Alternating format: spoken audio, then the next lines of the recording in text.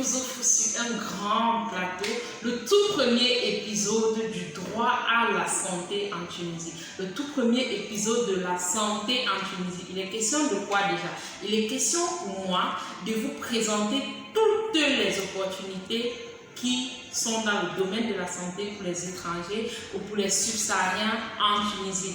Donc, avant d'aller de l'autre côté pour entrer dans notre argumentaire, je vous prie de vous abonner à notre chaîne comme toujours, d'activer la cloche de notification pour ne rater aucune de nos vidéos, parce que sur cette chaîne, nous allons produire avec vous des contenus socio-professionnels qui vont faciliter votre intégration en Tunisie. Merci.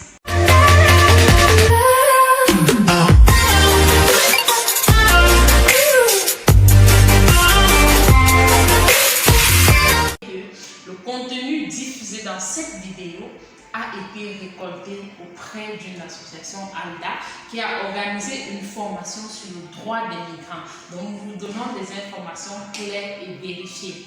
Alors je voudrais aujourd'hui dire aux femmes que l'identification des enfants auprès des services sociaux à l'hôpital n'est pas un danger, ni pour elle, ni pour son enfant. Lorsque vous donnez naissance à un enfant sur le sol tunisien, vous devez vous rendre au service social pour pouvoir enregistrer votre enfant.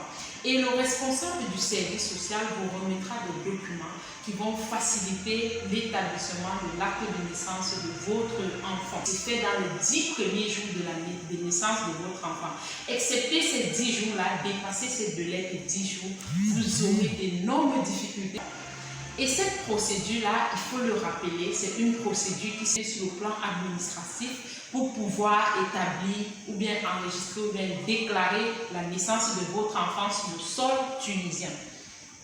Généralement, des mamans prennent leur enfant à l'hôpital et se mettent à fuir. Des mamans fuient, elles prennent leur enfant et s'en vont de l'hôpital sans l'accord des médecins parce qu'elles veulent échapper de rencontrer les services sociaux de l'hôpital.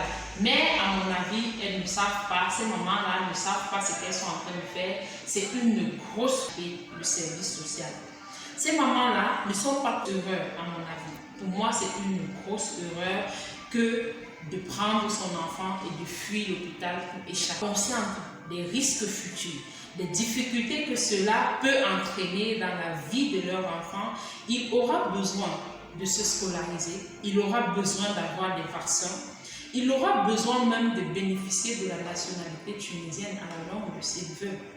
Moi, je pense que ce n'est pas banal de bénéficier de la nationalité tunisienne pour votre bébé qui est né sur le sol tunisien.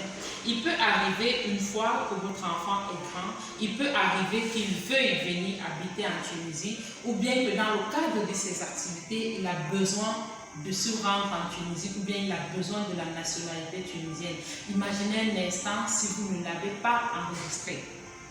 Même pour sortir de la Tunisie, l'État tunisien vous dira que l'enfant n'est pas le vôtre parce qu'il n'y a aucune preuve qui rassure l'État que cet enfant que vous êtes réellement ses parents. Donc vous n'allez tout simplement pas quitter sur le sol tunisien si vous ne déclarez pas la naissance de votre enfant. Parfois aussi, les Bozaïens, je peux rigoler, les Bozaïens disent qu'ils ne veulent pas que leur enfant ait des documents tunisiens. Mais je veux vous dire aujourd'hui qu'il ne s'agit pas de vous, mais de votre enfant.